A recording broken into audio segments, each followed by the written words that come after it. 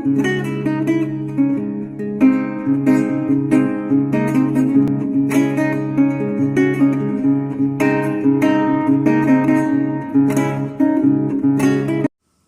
साथियों, स्वागत करता हूं आपके अपनी YouTube चैनल में। तो आज की इस वीडियो में हम रीतिकाल से संबंधित 50 महत्वपूर्ण प्रश्न आपके साथ साझा करने के लिए आए हैं और 300 प्रश्न अभी तक हल हो चुके हैं और अभी ये प्रश्न जो हैं वो 350 तक हो जाएंगे इनको मिलाकर। और जो भाग 7 वीडियो श्रृंखला का हम प्रस्तुत कर रहे हैं साथियों, और इससे पहले भी हम 6 भाग ला चुके हैं और उनकी वीडियोज़ का जो लिंक है वो आपको डिस्क्रिप्शन में मिल जाएगा। तो साथियों MCQs हम रोज़ ला रहे हैं, तो शुरू करते हैं साथियों। तो आज का हमारा पहला प्रश्न साथियों, ऋतुकालीन कवि देव का मूल नाम बताएं। जल्दी बताना साथियों, देवदास, देवदत्त, देवीदास या देवदूत। क्या होने वाला है? ऋतुकालीन कवि देव का मूल नाम। जी हाँ, तो ऋतुकालीन कवि देव का मूल नाम जो है वो है देवदत्त।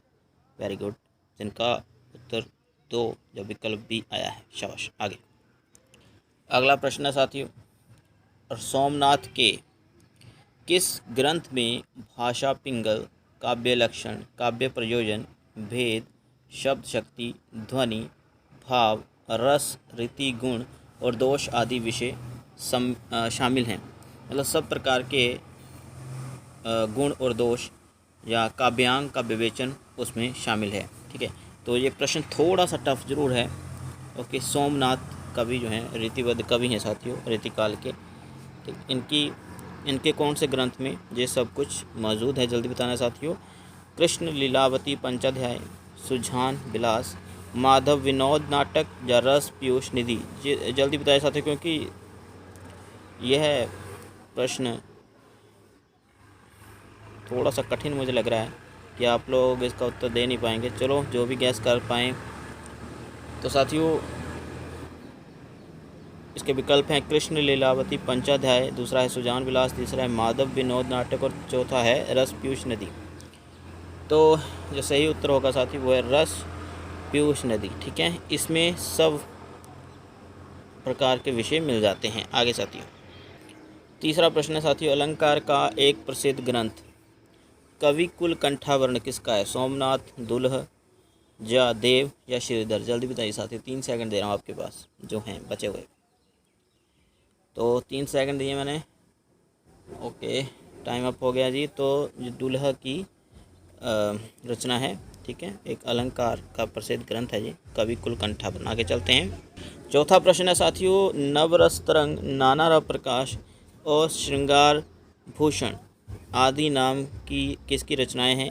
बेनी प्रवीण, बेनी वंदीजन, बेनी या थान कवि। शीघ्र बताइए साथियों, क्या उत्तर होने वाला है? क्या उत्तर होगा? जल्दी बताइए। जी हाँ साथियों, वेरी गुड। तो A option is the right answer. ठीक है, बेनी फ्रीविन की रचनाएं हैं ये और ये वाले। ठीक है, मोस्ट इंपॉर्टेंट है, याद कर लीजिएगा। आगे अगला प्रश्न है साथियों, रामचंद्र शुक्ल ने बिहारी का जन्म कब माना है? रामचंद्र शुक्ल ने बिहारी का जन्म कब माना है? 1595, 1600, 1603 या 1605 ईस्वी। जल्दी बताना, ईस्वी के हिसाब से बताना है। वैसे उन्होंने संवत के हिसाब से बताया जरूर है। शाबाश। 1595 गलत है जी, रामचंद्र शुक्ल ने नहीं बताया। अन्य कई विद्वानों ने 1595 स्वीकार किया है और कई पुस्तकों में आपको 1595 मिल भी जाएगा। लेकिन जब रामचंद्र शुक्ल का नाम आता है तो विकल्प साथियों तीसरा आएगा, 1603 ईस्वी। और उन्होंने अपनी पुस्तक हिंदी साहित्य का इतिहास में 1660 ईस्वी संवत बताया है कि 1660 संवत में बिहारी का जन्म हुआ था। ओके, तो साथियों 1660 से आप 57 घटा दीजिए तो आपके पास बच जाता है 1603 ईस्वी। ओके, आगे चलते हैं। अगला प्रश्न है साथियों, छठा, सुजान की उपेक्षा से विराग उत्पन्न होने के बाद ऋतुकालीन कवि घनानंद वृंदावन जाकर के संप्रदाय के वैष्णव हो गए। तो आपको पता है कि ये सुजान नाम की उनकी एक प्रेमिका थी जिनसे वो प्रेम किया करते थे, लेकिन सुजान ने उनको नकार दिया, उपेक्षा की, नज़रअंदाज किया और विराग भी उत्पन्न हुआ उनके हृदय में। लेकिन कहानी कुछ और ही है। उनके जो बादशाह थे, जिन बादशाह के दिन वो थे, तो उन्होंने ही उनको देश निकाला दिया था। तो जब उनके हृदय में विराग उत्पन्न हुआ तो वो जाकर वृंदावन में जाकर बसे और वहाँ के संप्रदाय से वैष्णव हुए। किस संप्रदाय से दीक्षा ग्रहण की? वल्लभ संप्रदाय, नेम्बार या सखी? शीघ्र बताइए। उत्तर जिनका साथी बी ऑप्शन आ रहा है, निम्बार्क संप्रदाय। ठीक है, हम 3 ही ऑप्शन बताएंगे इसमें, तो निम्बार्क संप्रदाय is the right answer. Very good साथियों, आप पढ़ते हो वैसे, है ना, बहुत होशियार हो। आगे साथियों 7वां प्रश्न, रामचंद्र शुक्ल ने मतीराम और पद्माकर के समकक्ष इनमें से किस कवि को माना है? मतीराम और पद्माकर रीतिवद कवि हैं और इन दोनों के समक्ष या इनके समान किस कवि को निम्नलिखित माना है? बेनी परवीन, आलम, भूषण या बोधा? जल्दी बताइए साथी, 3 सेकंड आपके पास। कुछ प्रश्न हम पहले भी आप अपने चैनल पर प्रस्तुत कर चुके हैं। जी हाँ, तो पहला ऑप्शन जिनका है उत्तर, वेरी गुड, बेनी परवीन को पद्माकर और मतीराम के समक्ष माना है, समकक्ष माना है। ठीक है, समकक्ष। आगे अगला प्रश्न साथियों, राधा सुधा शतक के रचनाकार का नाम बताइए। जल्दी बताइए साथियों। गुमान, हित, वृंदावन, रसिक या श्रीहठी? कौन होंगे? राधा सुधा शतक। जी हाँ, जिनका उत्तर साथियों डी ऑप्शन आ रहा है, वेरी गुड, श्रीहठी जी। आगे चलते हैं।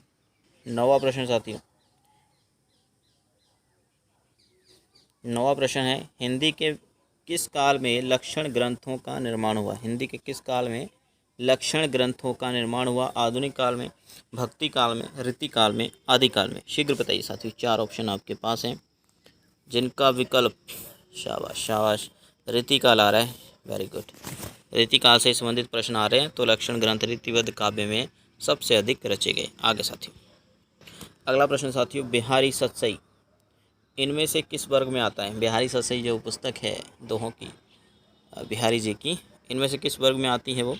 प्रबंध काव्य में, मुक्त काव्य में, चरित काव्य या चंपू काव्य? जल्दी बताना साथियों। 10वां प्रश्न है, बिहारी सतसई इनमें से किन वर्ग में आती है? वेरी गुड, मुक्त काव्य में आती साथियों, बहुत सही।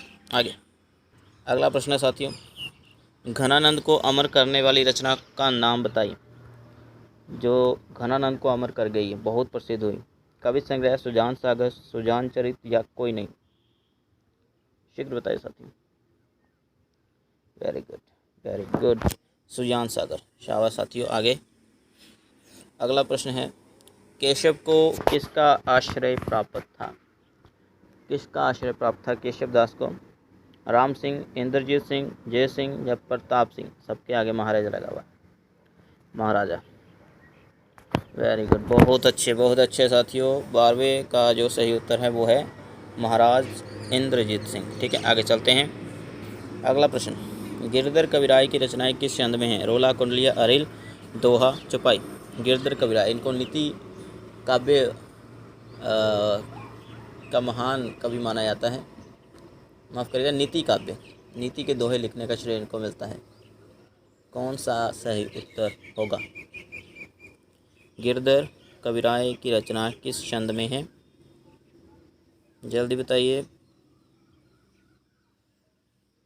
जी हाँ, तो साथियों जो सही उत्तर होने वाला है वो है कुंडलियाँ। वेरी गुड साथियों, 13वें का दूसरा आंसर।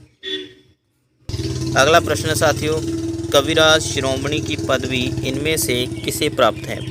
कविराज शिरोमणि की पदवी इनमें से किसे प्राप्त है? भूषण, पद्माकर, बिहारी या लाल कवि? जल्दी बताइए साथियों। वेरी गुड, तो पद्माकर को है साथियों, पद्माकर को कविराज शिरोमणि की पदवी प्राप्त है। आगे चलते हैं। असंगत युग्म छांटिए, जल्दी, जो सही नहीं है। रीतिकाल, रामचंद्र शुक्ल ने दिया क्या? अरे उत्तर मध्यकाल, हजारी प्रसाद द्विवेदी ने, कलाकाल, रामाशंकर शुक्ल रसाल या फिर, सॉरी माफ़ करिएगा साथियों, रोटेट मोड पर चली गई वीडियो। हाँ, आगे चौथा ऑप्शन है अलंकृत काल, जॉर्ज ग्रियर्सन। क्या है सही? माफ़ करिएगा, असंगत छांटना है। 3 सही है और 1 गलत है। जल्दी साथियों, कौन सा ऑप्शन सही होगा? जी हाँ, तो ऑप्शन जिसका आ रहा है 4D। वेरी गुड, आगे चलते हैं साथियों। अगला प्रश्न साथियों, रीतिकाल के रीति चेतस और काव्य चेतस दो उपभेद किसने किए हैं? रीति काल के रीति चेतस और काव्य चेतस दो उपभेद किसने किए? Doctor Bachchan Singh, doctor Nagendra, doctor Ramvilas Sharma या doctor Namveer Singh. Very good, बहुत तेज़ी से उत्तर देते हैं आप लोग। तो जो सही है उत्तर वो है डॉक्टर बच्चन सिंह। ठीक है जी, बच्चन सिंह ने दो भेद किए हैं रीति काल के, काव्य चेतस और काव्य माफ़ करिएगा रीति चेतस और काव्य चेतस। आगे चलते हैं। अगला प्रश्न साथियों, डॉक्टर नगेंद्र के अनुसार रीति निरूपण का आरंभिक ग्रंथ, रीति निरूपण का मतलब रीति काल का सबसे आरंभिक ग्रंथ कौन सा है? कवि प्रिय, कवि कल्पद्रुम, हित तरंगिणी या साहित्य लहरी? आपने पढ़ा होगा, जब भी रीति काल को पढ़ना आरंभ करते हैं तो इसी प्रश्न का जिक्र आता है पहले। जी हाँ, तो हित तरंगिणी। ठीक है, हित तरंगिणी। डॉक्टर नगेंद्र के अनुसार रीति निरूपण का जो आरंभ है वो हित तरंगिणी जो कृपा दास की है उससे है। सी ऑप्शन वाले, वेरी गुड, शाबाश। आगे चलते काउंटिंग करते रहो साथ में अपनी सही क्वेश्चन जो आप कर रहे हो। आगे, किस विद्वान ने केशवदास को भाषा का मिल्टन की संज्ञा दी? किस विद्वान ने केशवदास को भाषा का मिल्टन की संज्ञा दी है? गणपति चंद्रगुप्त, मिश्र बंधु, पद्म सिंह शर्मा या डॉक्टर नगेंद्र? जल्दी बताइए साथियों, शाबाश। जी हाँ साथियों, मिश्र बंधु ने दी है। Okay, very good. आगे अगला प्रश्न साथियों, निम्न में से कौन सी रचना महाराज जसवंत सिंह द्वारा रचित नहीं? कौन सी रचना महाराज जसवंत सिंह द्वारा रचित नहीं है? तो कौन सी साथी, जल्दी बताना है। जी हाँ, रसभूषण नहीं है, बाकी जितनी भी हैं वो जसवंत सिंह के द्वारा रचित हैं। आगे 20वां प्रश्न, रीतिकाल को अलंकृत काल नाम किसने दिया? जल्दी बताना साथी, रीतिकाल को अलंकृत काल नाम किसने दिया? मिश्र बंधु, शिव सिंह सेंग्र, विश्वनाथ प्रसाद मिश्र या आचार्य रामचंद्र शुक्ल? जल्दी बताइए, अलंकृत काल नाम किसने दिया? जल्दी। तो पढ़ा होगा आपने ये भी, मिश्र बंधु। शाबाश साथियों, पहले ऑप्शन वाले, वेरी गुड, शाबाश। तो अगला प्रश्न साथियों, डॉक्टर बच्चन सिंह, ठीक है, इन्होंने अंतिम रीति मुक्त कवि किसे माना है? डॉक्टर बच्चन सिंह ने अंतिम रीति मुक्त कवि किसे माना है? केशव को माना है, द्विजदेव को माना है, बोधा को माना है या घनानंद को? पहला है केशव, दूसरा है द्विजदेव, तीसरा है बोधा और चौथा है घनानंद। पहला कौन सा? केशव। तो ये पहला, ठीक है, ये दूसरे पेज पर है, दूसरे पहला। तो केशव को माना है डॉक्टर बच्चन सिंह ने अंतिम रीति मुक्त कवि, द्विजदेव को, बोधा को या घनानंद को? शीघ्र बताइए साथियों। जी हाँ साथियों, जिनका ऑप्शन बी आ रहा है द्विजदेव, वेरी गुड साथियों। आगे अगला प्रश्न है, आचार्य रामचंद्र शुक्ल अनुसार रीतिकाल की परंपरा में अंतिम श्रृंगारी कवि कौन है? शीघ्र बताइए साथियों, बिहारी, ठाकुर, द्विजदेव या घनानंद? जल्दी। शुक्ल के अनुसार रीतिकाल की परंपरा का अंतिम श्रृंगारी कवि, जी हाँ, द्विजदेव ही आएगा साथियों इसका भी, वेरी गुड। आगे अगला प्रश्न है साथियों, बिहारी रत्नाकर किस कवि की रचना है? शीघ्र बताना साथियों, बिहारी रत्नाकर किस कवि की रचना है? इसे हम टीका भी कह सकते हैं। बिहारी की, रत्नाकर पांडे की, जगन्नाथ दास रत्नाकर, इनमें से कोई नहीं? जी हाँ, वेरी गुड, बहुत पढ़ते हो आप लोग, शाबाश, जगन्नाथ दास रत्नाकर की। आगे चलते हैं। अगला प्रश्न है, इनमें से कौन अलंकार ग्रंथ लिखने वाला आचार्य नहीं? पद्माकर, जसवंत सिंह, भूषण या बिहारी? किसने अलंकार, मतलब जो बोले कि काव्यांग विवेचन वाला, काव्य के अंगी तो हैं अलंकार, रीति, रस, वक्रोक्ति, चौत्य, है ना, ये सब। आगे साथियों, तो अलंकार ग्रंथ लिखने वाला आचार्य कौन नहीं है? वेरी गुड, बिहारी ने तो एक ही पुस्तक लिखी है, वो है बिहारी सत्सई। ठीक है साथियों, तो उन्होंने नहीं लिखा है। आगे कुछ प्रश्न शुरू में टफ भी हैं, ठीक है, बीच बीच में टफ भी रखे हैं। संतुलन वाले में प्रश्न रखता हूँ साथियों, तो जल्दी उत्तर दीजिए। इस प्रश्न का पढ़ लिया होगा आप लोगों ने। इनमें से सर्वांग निरूपक कवि कौन नहीं है? सर्वांग मतलब सभी अंगों का विवेचन करने वाले जो ग्रंथ लिखे हैं जिन कवियों ने, ठीक है, वो कौन सा कवि है जिसने काव्य के सभी अंगों पर बात की है? सर्वांग निरूपक यही है, निरूपण भी हो सकता है वैसे। जल्दी, भिखारी दास, नागरी दास, रहीम या बेनी प्रवेश? जल्दी बताइए साथियों, शीघ्र बताइए, शीघ्र। ओके शाबाश। तो भिखारी दास जिनका उत्तर है साथियों, वेरी गुड। सर्वांग निरूपण, इन्होंने रस के ऊपर लिखा, ठीक है, इन्होंने अलंकार के ऊपर भी लिखा। ओके शाबाश। आगे चलते हैं साथियों। अगला प्रश्न है 26वां प्रश्न, चंडी चरित्र किस रीतिकालीन कवि की रचना? साथियों काउंटिंग जरूर से करते रहे साथ में, अंत में हम पूछते भी हैं कितने सही किए। चंडी चरित्र किस रीतिकालीन कवि की रचना है? रसनिधि, गुरु गोविंद सिंह, रसलीन या गोप? जल्दी बताइए, चंडी चरित्र किस रीतिकालीन कवि की रचना है? शीघ्र बताइए साथियों। वेरी गुड, पता है सबको, गुरु गोविंद सिंह जी की रचना है। आगे साथी 27वां प्रश्न, ये भारतीय काव्य शास्त्र से संबंधित प्रश्न है, लेकिन रीतिकाल का नाम रीति क्यों पड़ा? रीति का मतलब स्टाइल होता है, एक विशेष प्रकार के स्टाइल से काव्यों की रचना होने लगी, कवियों द्वारा काव्यों की रचना होने लगी। तो रीतिरात्मा काव्यस्थ पद किसका है? ये संस्कृत का श्लोक है। अभी भारतीय काव्य शास्त्र में रीति के प्रस्थापक कौन थे, संस्थापक कौन थे? तो कुंतक जी, बामन जी, विश्वनाथ जी या बामा जी? जल्दी बताइए, जल्दी। शाबाश साथियों, आचार्य बामन, जिनका ऑप्शन बी आ रहा है, ठीक है। इन्होंने जो पंक्ति दी है कि काव्य की आत्मा रीति है, मतलब स्टाइल है, उन्होंने कहा भी है विशिष्ट पद रचना रीति। ओके आगे 28वें के हम 3 ही ऑप्शन आपको शो करेंगे अभी। बिहारी सतसई के प्रथम टीकाकार कौन थे? जल्दी बताइए साथियों, बिहारी सतसई के प्रथम टीकाकार कौन थे? लल्लू लाल, कृष्ण कवि, जगन्नाथ दास रत्नाकर? शीघ्र बताइए साथियों। वेरी गुड, शाबाश। तो इन सब ने ही टीका लिखी हुई है, तो सबसे पहले कृष्ण कवि आते हैं। वेरी गुड साथियों, कृष्ण कवि ने सबसे पहले टीका लिखी थी। ओके आगे अगला प्रश्न साथियों, गवाल कवि निम्नलिखित में से किस श्रेणी में आते हैं? रीतिवद, रीति सिद्ध या रीति मुक्त या सूक्ति काव्य? जल्दी बताना साथियों, जल्दी शीघ्र। गवाल कवि किस काव्य की श्रेणी में आते हैं? रीतिवद काव्य धारा, रीति सिद्ध काव्य धारा, रीति मुक्त काव्य धारा? जल्दी बताइए, ये सभी इम्पोर्टेंट प्रश्न है साथियों। जी हाँ, वेरी गुड। तो ये रीतिबद्ध कवि हैं। ओके, काव्यांग विवेचन किया है इन्होंने, काव्य के अंगों का विवेचन किया है, लाक्षणिकता का, ठीक है, श्रृंगारिकता का। ओके आगे चलते हैं। 30वां प्रश्न साथियों, भिखारी दास ने अपने किस ग्रंथ में अपने आश्रयदाता राजा पृथ्वी सिंह के भाई बाबू हिंदूपति सिंह को बताया है? ठीक है, तो भिखारी दास ने अपने किस ग्रंथ में अपने आश्रयदाता, सभी रचनाकारों के जो ग्रंथ है साथियों आप लोगों ने याद कर लेने हैं। भिखारी दास ने अपने किस ग्रंथ में अपने आश्रयदाता राजा पृथ्वी सिंह के भाई बाबू हिंदूपति सिंह को अपना आश्रयदाता बताया है? ठीक है, किस ग्रंथ में? रसरांश, संधारण पिंगल, काव्य निर्णय या श्रृंगार निर्णय? जल्दी बताइए। जी हाँ, तो ये प्रश्न वैसे भी थोड़ा डिफिकल्ट है, मैं ही बता देता हूँ। वैसे आंसर तो आ रहे हैं आप लोगों के निरंतर बाकी प्रश्नों पर भी। तो काव्य निर्णय, ठीक है, काव्य निर्णय ग्रंथ में अपने आश्रयदाता के बारे में बताया उन्होंने। ओके आगे अपने आश्रयदाताओं जो भी रचनाकारों के हुए हैं उनके नाम आपने जरूर कर याद कर लेने, आश्रयदाता बहुत पूछे जाते हैं।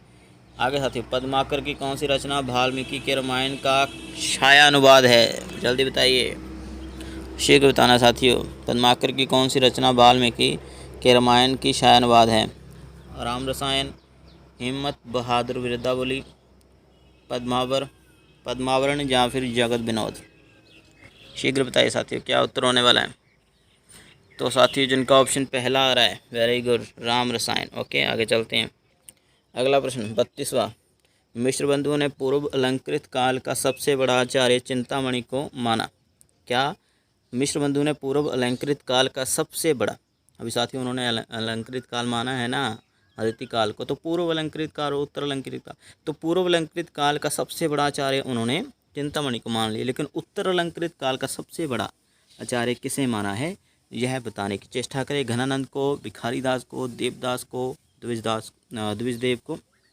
जल्दी बताइए साथियों, देवदास नहीं है, देव को, तीसरा ऑप्शन देव है, मैंने गलत बोल दिया। शीघ्र बताइए साथियों।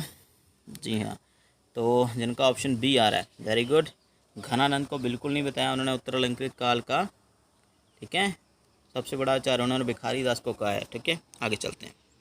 अगला प्रश्न 33वां, भूषण के वीर रस के उद्गार सारी जनता के हृदय की संपत्ति हुए। भूषण के वीर रस, ठीक है, के उद्गार सारी जनता के हृदय की संपत्ति हुए। किसकी पंक्ति है? मिश्र बंधु, रामचंद्र शुक्ल, राम कुमार वर्मा या गणपति चंद्रगुप्त? जल्दी बताइए। तो साथियों इसका उत्तर सही है रामचंद्र शुक्ल, बी ऑप्शन वाले, वेरी गुड। आगे चल। अगला प्रश्न साथियों, रीतिबद्ध काव्य की विशेषता नहीं है। काव्यांग विवेचन, श्रृंगारिकता, रोमांटिक काव्य या अलंकार निरूपण? जब न निरूपण लिख दिया, निरूपण आना था, ठीक है साथियों, ये थोड़ी सी मिस्टेक है, आप देख लीजिएगा। ओके, काव्यांग विवेचन, श्रृंगारिकता, रोमांटिक काव्य, अलंकार निरूपण? जल्दी बताइए साथियों। जी हाँ, रीतिबद्ध काव्य की जो विशेषता नहीं है साथियों वो है रोमांटिक काव्य, सी ऑप्शन वाले, वेरी गुड। और साथियों आपको बता दो, रोमांटिक काव्य जिसे स्वच्छंदता वाद भी कहा जाता है, यह रीति मुक्त काव्य की विशेषता है, ठीक है, रीतिबद्ध की नहीं। आगे, वेरी गुड। अगले प्रश्न के साथियों 3 ही ऑप्शन है। देव की कौन सी रचना प्रबोध चंद्रोदय नामक संस्कृत नाटक का पद्य में अनुवाद है?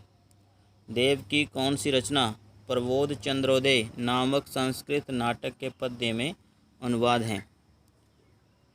देव की कौन सी रचना प्रबोध चंद्रोदय नामक संस्कृत नाटक के पद्य का अनुवाद है? 3 ही ऑप्शन है, देव चरित्र, देव माया प्रपंच, सुख सागर तरंग? जिनका ऑप्शन साथियों बी आ रहा है, देव माया प्रपंच, ठीक है, यह है चंद्रोदय नामक संस्कृत नाटक का पद्य में अनुवाद है। आगे साथियों, अगला प्रश्न साथियों 36वां, कौन सा रीति सिद्ध काव्य का कवि नहीं?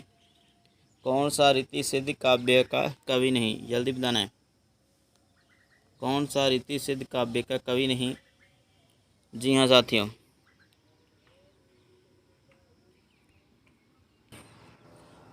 बिहारी, हठी, पजनेश या ठाकुर?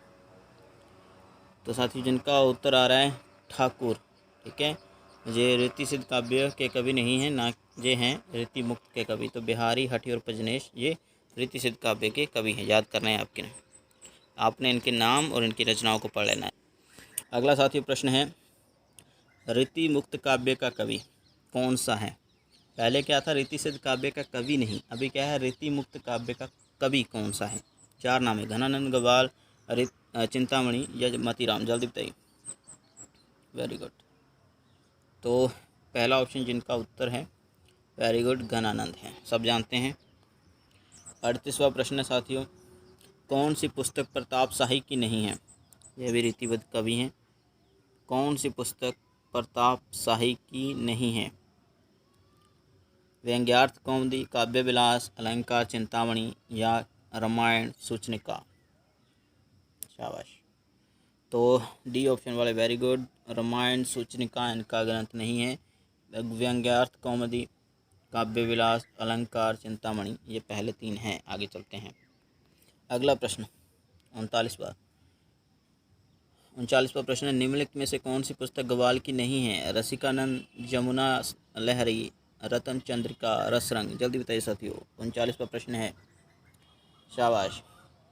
तो जिनका ऑप्शन सी है साथियों, रतन चंद्रिका, ये गवाल की पुस्तक नहीं है, ठीक है, बाकी सब हैं। आगे 40वां प्रश्न साथियों, रामायण सूचनिका, लक्ष्मण चंद्रिका, अष्टदेश भाषा आदि किसके ग्रंथ हैं?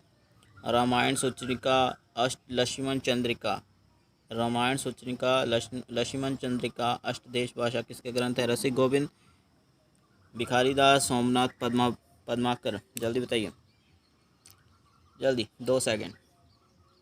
जी हाँ, तो ए ऑप्शन वाले, वेरी गुड साथियों, शाबाश। आगे अगला प्रश्न साथियों, रीतिकाल को रामचंद्र शुक्ल ने कितने भागों में विभाजित करा है?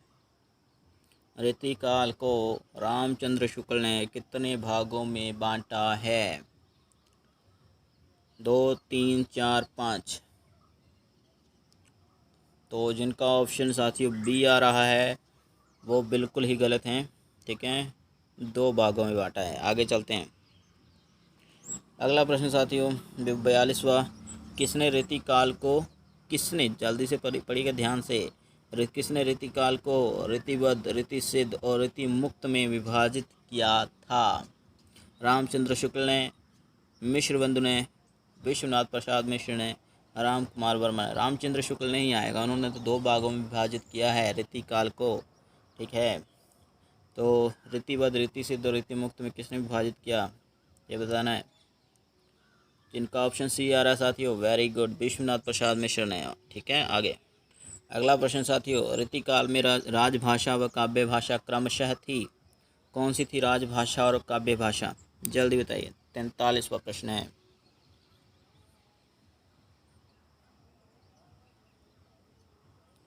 जल्दी बताइए साथियों।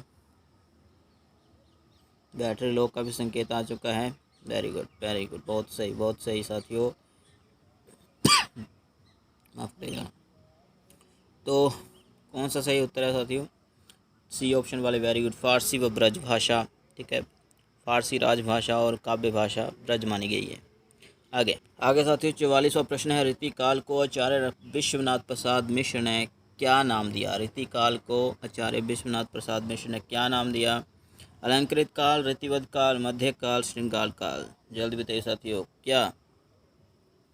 वेरी गुड, वेरी गुड, शाबाश। तो श्रृंगार काल वाले, वेरी गुड, डी ऑप्शन वाले, शाबाश। आगे 45वां प्रश्न साथियों, क्या है प्रश्न? ब्रजभाषा हेत ब्रजभाषहीना अनुमानो ऐसे ऐसे कविन की वाणी हु सो जानिए। पंक्तियाँ किसकी हैं?